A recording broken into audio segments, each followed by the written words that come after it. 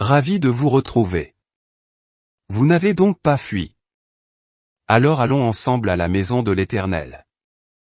La parole de Dieu, essaierons quelque chose pour le mettre en pratique. Et voyons ensemble si Adamo dit vrai, et si nous avons oublié tant de belles choses, comme l'allégeance qui n'est jamais sur nos lèvres, Marie que l'on a fait reine d'un ciel, mais lequel?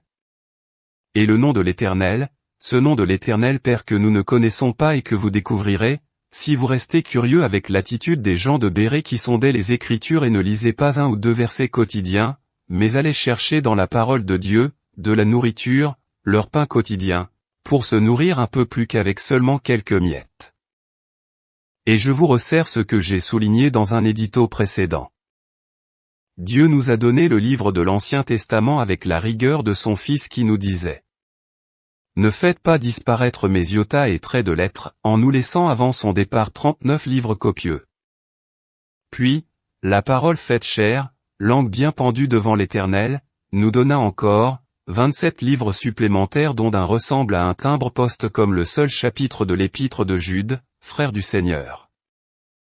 Et le Seigneur me permettant de souligner à son Église assoupie et dormante, qu'avec 39 livres Israël s'est endormi dans sa foi et qu'il n'en a fallu que 27 de plus, pour que la belle Église fasse comme le Fils de l'Éternel, Israël.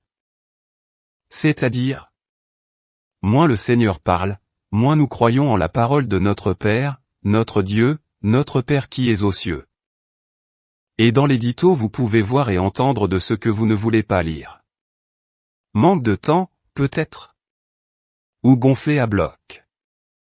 Mais pourquoi Dieu veut-il, même en tant que notre Père, toujours nous faire mourir si nous faisons à présent sa volonté? Y avez-vous songé?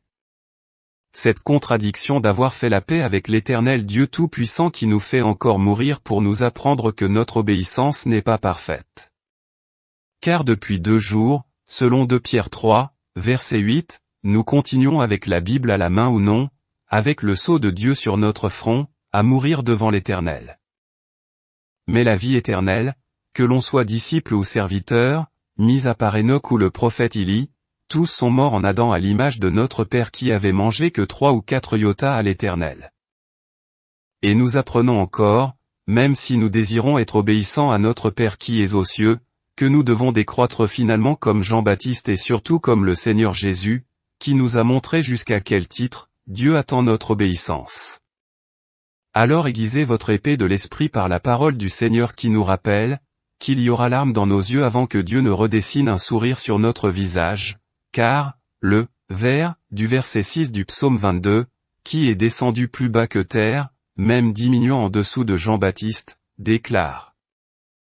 Jésus en Jean, chapitre 15, verset 20 souligne, souvenez-vous de la parole que je vous ai dite, le serviteur n'est pas plus grand que son maître. S'ils m'ont persécuté, ils vous persécuteront aussi, s'ils ont gardé ma parole, ils garderont aussi la vôtre. Le serviteur n'est pas plus grand que son maître. Le serviteur n'est pas plus grand que son maître. Car même le serviteur qui fait la volonté du Père, n'est pas plus grand que son maître, son Seigneur qui est mort à cause de nous et pour nous. Écoutez un court instant un extrait d'Adamo, juste une fois ou deux le refrain, dont le chant est en référence sur la chaîne de l'édito dans la playlist musicale, et ouvrons nos yeux devant la parole de Dieu ou la parole de nos yeux aveugles pour voir ce qu'on a oublié. Et tout à la fin, bien que ce ne soit pas un chant chrétien, Jean Gabin vous rappellera tout ce que vous avez oublié également.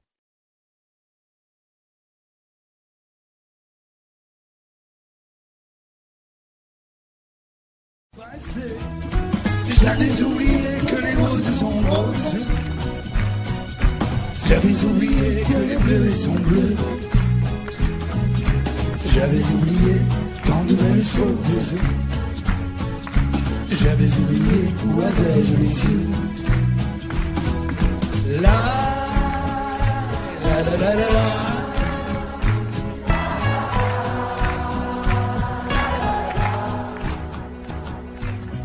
J'ai trouvé.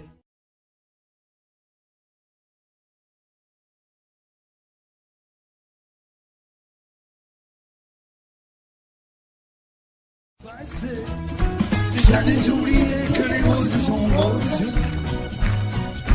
J'avais oublié que les bleus sont bleus. J'avais oublié tant de belles choses.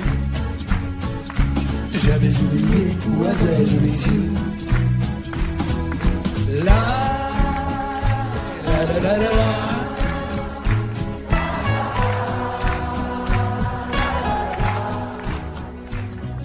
J'ai trouvé.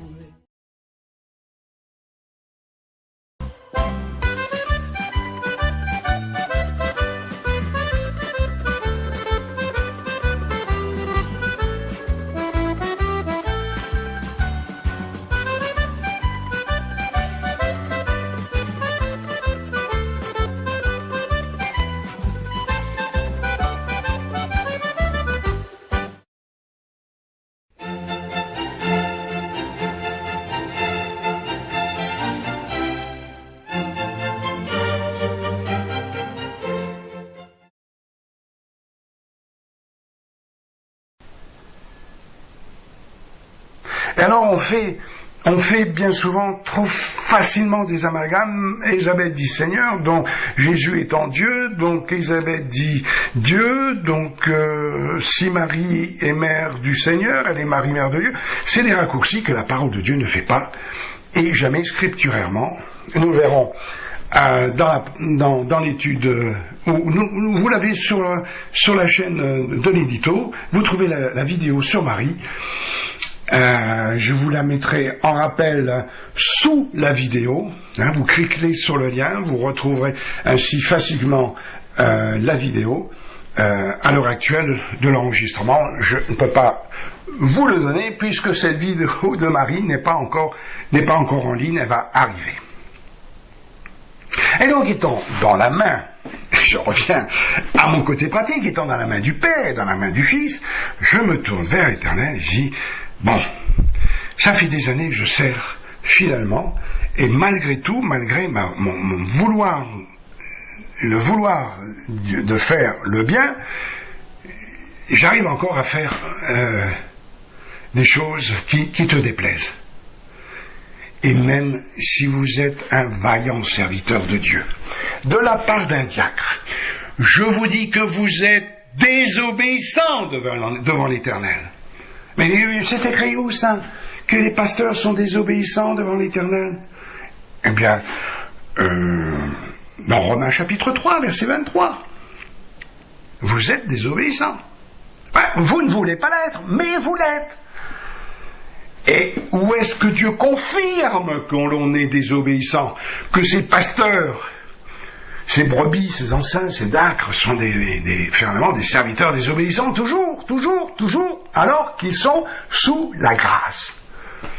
Eh bien, c'est dans Matthieu 6, verset 12, où tous les soirs l'Éternel vous attend dans le lieu très saint, puisque le voile est déchiré dans votre cœur, dans votre âme, dans vos pensées, où la Shekinah vient vous rendre visite et attendre de votre bouche, de votre cœur, de votre âme, de vos pensées, Seigneur, pardonne-moi de ne pas avoir accompli toute ta volonté. Tous les jours. Alors, maintenant, comme vous êtes un serviteur de Dieu et que vous marchez sur la parole de Dieu, vous mettez à plat votre vie devant l'Éternel et vous comptez tous les jours où vous êtes venu dans Matthieu 6, verset 12, demander pardon à Dieu. Ah, mince. Là, je ne l'ai pas fait. Là, je ne l'ai pas fait. Là, ce jour-là. Mince, pendant des années, je ne l'ai pas fait. De temps en temps, le dimanche matin, peut-être avant de prêcher le message, ou en le prêchant, je demandais pardon. Mais les 6 jours de la semaine, où Dieu a commencé à vous mettre dans ses balances et dit, oh là, oh ça, et ça penche du mauvais côté. Tu devrais faire attention à ma parole. Dans Matthieu 6, verset 12, demande-moi pardon. Alors on se demande, mais je suis un enfant de Dieu maintenant. Oui, mais Dieu dit, tu dois me demander pardon. Et moi j'ai l'impression que cette allégeance, même au ciel, je ne sais pas, il ne disparaîtra pas un seul iota dans la parole de Dieu, avant que nous soyons sur cette nouvelle terre, nous disent les Écritures, avant que tout soit accompli. Eh bien, je me demande si dans la nouvelle Bible, la nouvelle parole de Dieu qui sortira pour nous dans l'éternité, il n'y aura pas Matthieu 6, verset 12. Parce que pour arriver jusqu'à Ésaïe chapitre 55, versets 8 et 9, même dans l'éternité, même sur la nouvelle terre et sous les nouveaux cieux, je crois que nous serons encore redevables à l'Éternel durant l'éternité, pour lui dire, Seigneur, pardonne-moi, Seigneur, en ton nom, de ne pas avoir tout accompli dans ce jour, dont la Bible, en Apocalypse, chapitre 22, nous dit que c'est un jour sans fin. Ou à chaque fois que le Seigneur je pense que c'est quelque chose qui est en boucle, hein, qui va nous saisir, afin qu'à chaque fois que l'Éternel nous dira, dans l'éternité future, un mot, on n'oubliera pas un iota, on n'oubliera pas un trait de lettre de tout ce que l'Éternel aura dit. Mais jusqu'à présent, serviteur utile ou inutile, devant l'Éternel, nous oublions des wagons de iota et de traits de lettres qui ne nous plaisent pas dans la parole de Dieu et que nous ne voulons pas mettre en pratique, que le Seigneur Jésus est obligé d'avoir écrit à l'Église de Jésus-Christ 50 ans après avoir tourné le dos au temple de Jérusalem pour dire en Matthieu 16, moi je vais créer une nouvelle assemblée juive qui est devenue l'Église que l'on connaît aujourd'hui, mais jusqu'en Actes chapitre 8, 9, même 10, où la nappe descend et Dieu dit maintenant, vous vous tournez vers les nations. Cette nouvelle assemblée dont parle Jésus en Matthieu 16 est enseignée dans les évangiles uniquement pour les Juifs. N'allez que vers les brebis perdues de la maison d'Israël, Jésus dit. Laissez les païens avec leurs idoles. Sortez plutôt vers les brebis perdues qui sont perdues dans leurs pensées, afin qu'ils se tournent vers moi. Et une fois que ce sera fait, puisque l'ensemble d'Israël aura tourné le dos à l'Éternel en ne voulant pas que Dieu règne, c'est-à-dire que cette parole prononcée par les anciens du temple auront finalement été la même parole dans toutes les villes de Judée et jusque même dans le bassin méditerranéen où Paul ira toujours vers les Juifs en premier, même s'il est l'apôtre des païens, pour leur annoncer l'évangile et ensuite se tourner vers les païens s'ils ne trouvent plus un juif à l'horizon pour recevoir l'évangile. Et Dieu fait aujourd'hui la même chose. Il se tourne vers ses enfants et il cherche parmi ses enfants, dans la parabole de la brebis perdue, quelqu'un qui le cherche.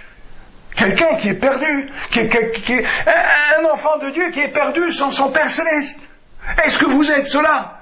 Venez dans Matthieu 6, verset 6, tous les soirs, afin que, durant la nuit, Dieu prépare votre journée de demain et vous rende ce dont vous avez besoin, que vous ne trouverez pas entre Genèse et l'Apocalypse, ou que vous retrouverez dans Genèse et l'Apocalypse et qui vous sera donné de la main de l'Éternel au réveil.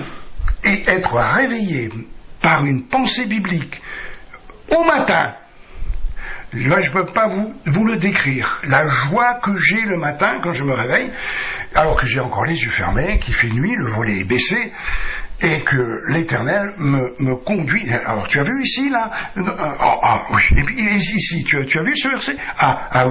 Oui. Et tous mes éditos sont créés de cette manière, non pas par les éditos ne commencent pas par une feuille blanche. Alors qu'est-ce que je vais pouvoir leur écrire aujourd'hui cette semaine? Si je vous montrais mon bureau, je l'ai déjà fait dans l'édito version WhatsApp, je vous ai montré des photos, les pinces à linge, les messages s'accumulent, je ne peux pas vous donner tout ce que l'Éternel me donne, tellement il y a d'abondance. J'aimerais, mais c'est trop long. Et il faut faire la mise en page, il faut la mettre en vidéo, il faut la mettre en traduction maintenant. Donc le Seigneur a ajouté un travail supplémentaire en plus. Donc finalement, je passe plus de temps à essayer de vous le mettre en valeur que de vous dire ce que l'Éternel m'a donné.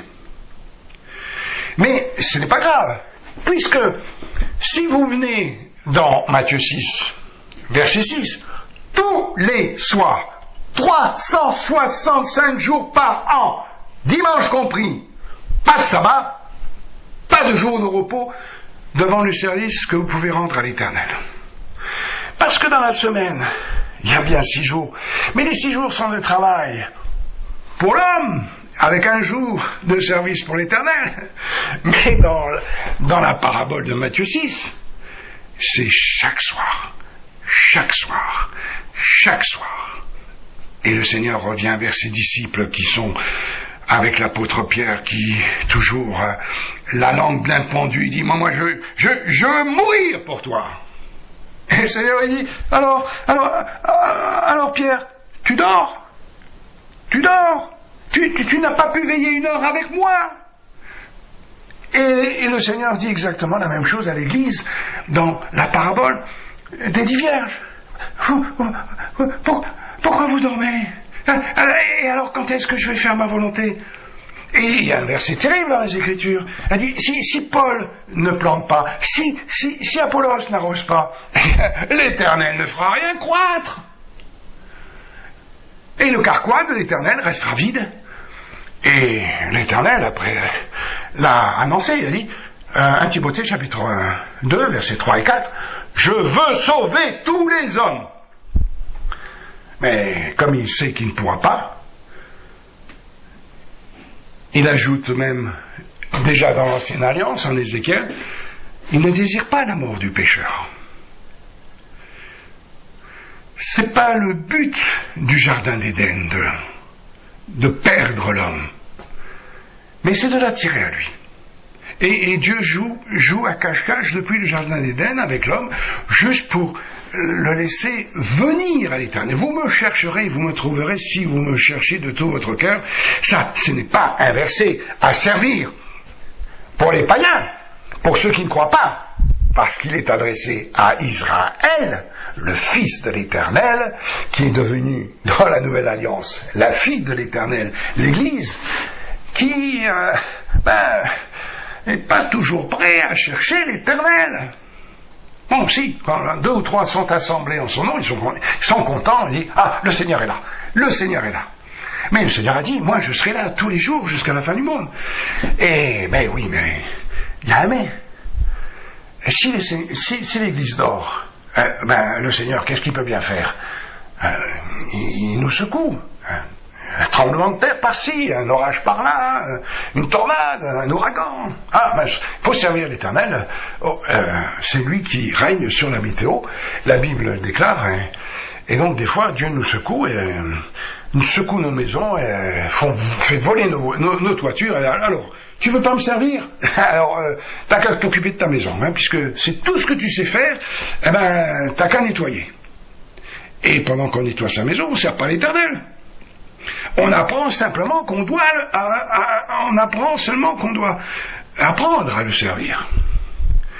Mais jusqu'à ce qu'on remette la main à la charrue de l'Éternel, on ne perdra pas le salut, comme les disciples pouvaient le faire, comme Judas a lâché la main de la charrue de l'Éternel et est allé se perdre dans l'éternité, loin de Dieu. Et cette différence dans les Écritures, on ne la comprend pas toujours. Moïse n'était pas scellé du Saint-Esprit. Moïse, j'ai regardé, Dieu ne l'a pas rempli non plus du Saint-Esprit. Mais la plénitude de Dieu, il l'avait. Il cherchait la face éternelle. Quand le buisson lui parlait, il en faisait le tour pour l'examiner à 360 degrés. Il voulait tout savoir sur ce buisson qui parle. Et nous, est-ce que nous avons une attitude à 360 degrés autour de la parole de Dieu? Ou est-ce que ce sont toujours nos pensées qui prévalent? Si vous voulez les pensées de l'Éternel, vous les trouverez. Vous les serrerez, selon le psaume 119 que je vous sers, fidèlement, avec le verset 11. Je serre ta parole. Bon, je ne sais pas tout vraiment ce que le verset dit. Mais si vous commencez par serrer, alors le verset dit, vous serez obéissants. C'est le départ de l'obéissance. Mais une fois que, vous savez, quand on serre quelque chose, quand vous prenez un marteau pour planter un clou, vous le serrez pour planter le clou, parce que si vous ne serrez pas le marteau, le clou ne sera jamais planté. Et la parole de Dieu, c'est la même chose. Vous serrez la parole de Dieu pour planter un clou. Parce que le moment où vous lâchez la parole de Dieu, le clou ne s'enfonce plus. C'est-à-dire, vous avez besoin de la parole de Dieu, et comme dans la parole de Dieu, il y a Christ, et que sans lui, vous ne pouvez rien faire, donc vous revenez toujours à la parole de Dieu pour avoir de quoi mettre en pratique celle-ci. Car si vous êtes simplement un auditeur, dimanche après dimanche, même un lecteur de la Bible qui lit tous les jours les feuilles de calendrier pendant des années, vous dites, oh, Dieu demande beaucoup. Hein. Vous regardez le premier commandement, et déjà, vous avez les genoux coupés. Vous lisez le deuxième, il n'y a plus que la tête. Il ne reste plus que la tête. Il dit, Seigneur, avec ma tête, je peux faire quelque chose? Oui, si tu mets en pratique. Ah oui, mais j'ai plus de jambes, j'ai plus de corps, j'ai plus que la tête. Je vais t'aider. Je vais te porter. Regarde dans Jean chapitre 10, tu es dans ma main, hein? Tu es dans la main du Père, hein? Et alors j'ai dit à mon Père, finalement, pour revenir au côté pratique, j'ai dit, moi, j'en ai assez. Je ne veux plus marcher dans des sillons.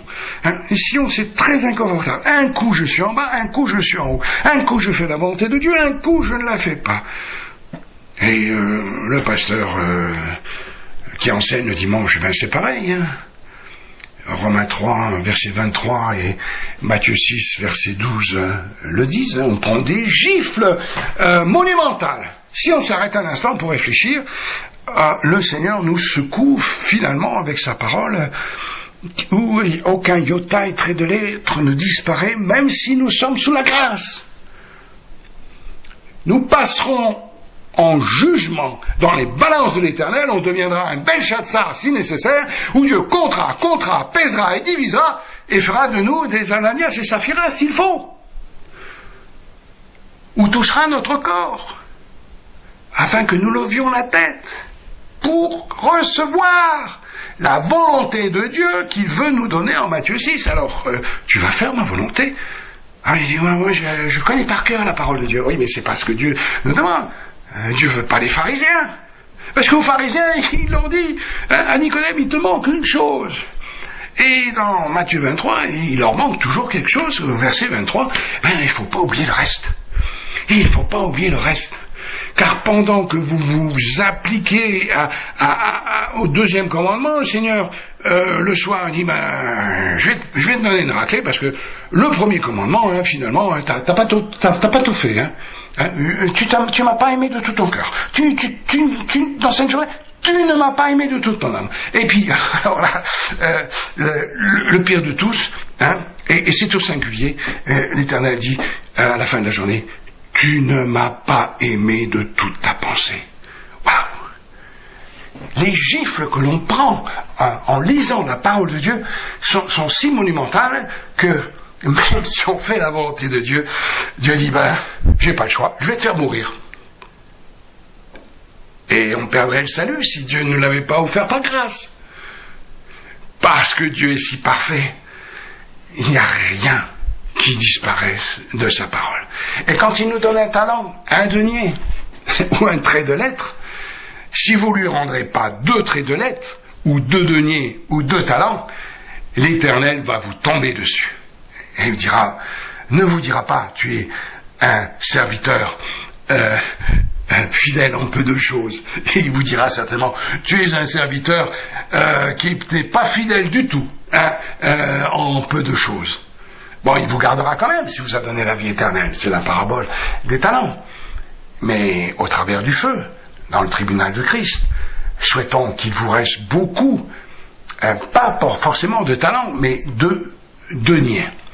Parce qu'à chaque jour que vous rendrez un service à l'Éternel, à chaque jour que vous viendrez courir dans Matthieu 6, moi je veux faire ta volonté, je veux que ça soit le jour de ton règne, je veux que le pain de vie, Christ, soit dans ma vie, me nourrisse, me fortifie.